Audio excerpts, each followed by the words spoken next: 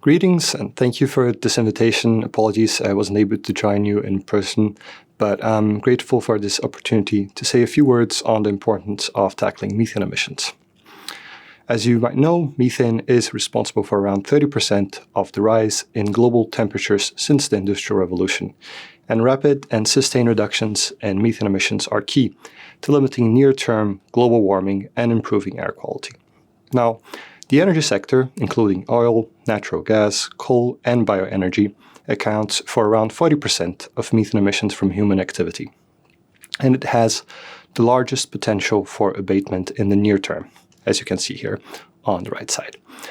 Tackling methane emissions from the energy sector represents one of the best near-term opportunities for limiting the global warming because the pathways for reducing them are well known and often cost-effective. There have been signs of progress in 2022, last year, in tackling methane emissions. Satellite-detected large leaks fell by almost 10%. There was a 5% reduction in natural gas flaring, and increases in fossil fuel production came from regions where methane intensities are lower than the global average. This means that the global average methane emissions intensity of fossil fuel production is likely to have fallen in 2022. However, emissions in the end, the emissions intensity globally is still far too high, and emissions from fossil fuels are likely still rising. Fossil fuel production increased by almost 5% last year, pushing methane emissions from these operations to reach over 120 million tons. Now, about 80 million tons of these come from the supply of oil and gas, and another 40 million tons from coal mines. We have then about a little over that, from end use of these fuels and from bioenergy. And if we look at gas wasted in flaring, venting, and methane leaks from oil and gas operations, these led to around 2.7 billion tons of CO2 equivalent emissions last year. So it's a very, very significant amount. And we estimate that rapid action to deploy all available abatement technologies to curtail these emissions over the next decade, so up to 2030, would cut nearly 0.1 degrees Celsius from the global temperature rise by mid-century.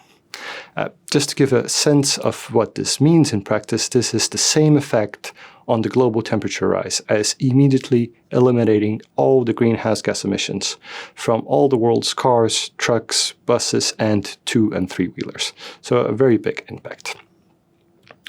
And there have been encouraging news in the past year that could really help change this picture that we have just seen. At the international level, momentum continues to grow with about 150 countries now in the Global Methane Pledge. Several of these countries have released national action plans to drive down methane emissions or have begun to work on them.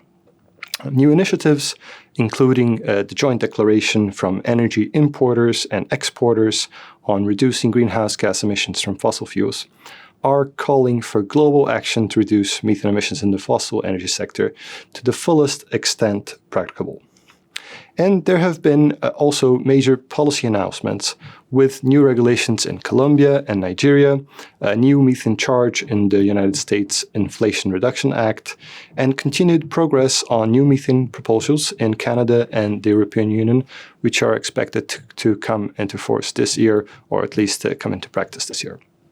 And there is also growing commitment from the industry, from voluntary efforts. The Oil and Gas Climate Initiative announced it's aiming for zero methane emissions initiative.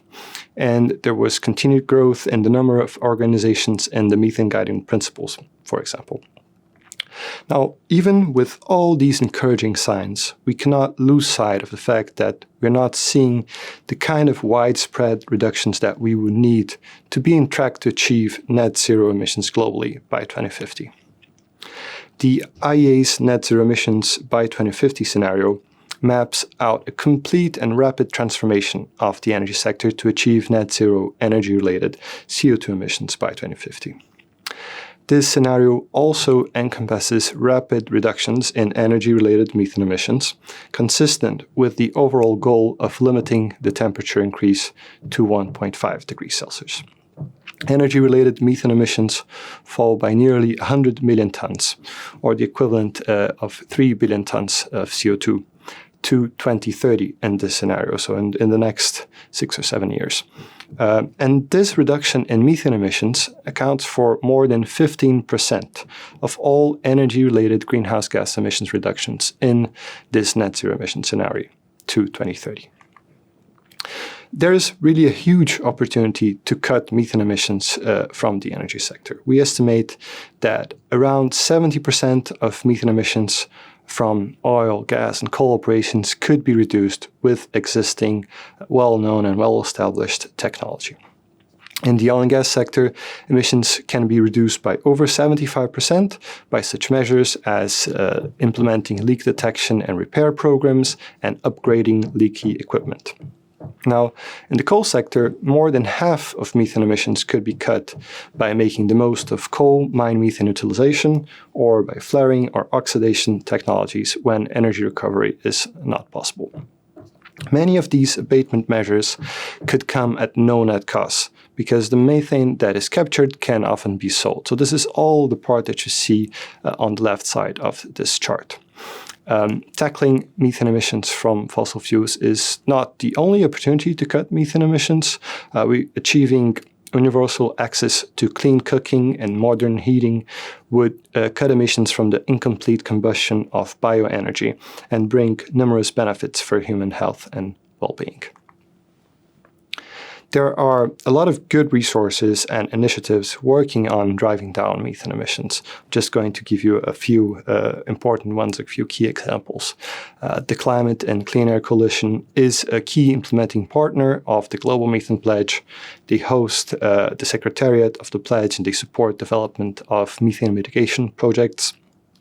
The Global Methane Initiative is an international public-private partnership focused on reducing the barriers to recovery and use of methane, and it has 46 partner countries that exchange information and technical resources to advance methane mitigation.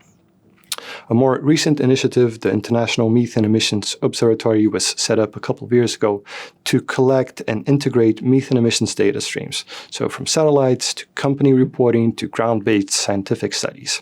And they aim to establish a global public record of empirically verified methane emissions and bring more transparency to emissions in this segment. Another important institution is the Global Methane Hub. They offer support for ambitious catalytic investments, groundwork for long-term transformation of challenging sectors, and for the delivery of quick wins in methane abatement. And there are many more, and you all know UNECE and its work on coal mine methane.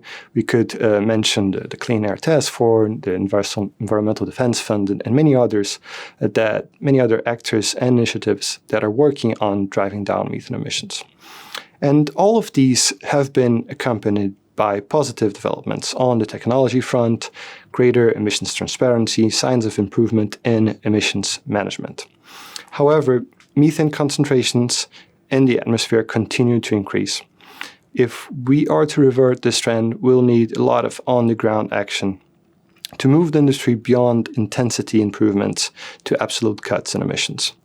We at the IEA aim to support those efforts by providing reference estimates and analysis, as well as regulatory support. And you can see here on the screen some of the main publications we have been releasing. I draw your attention to the last one that appears there, the Methane Policy Toolkit.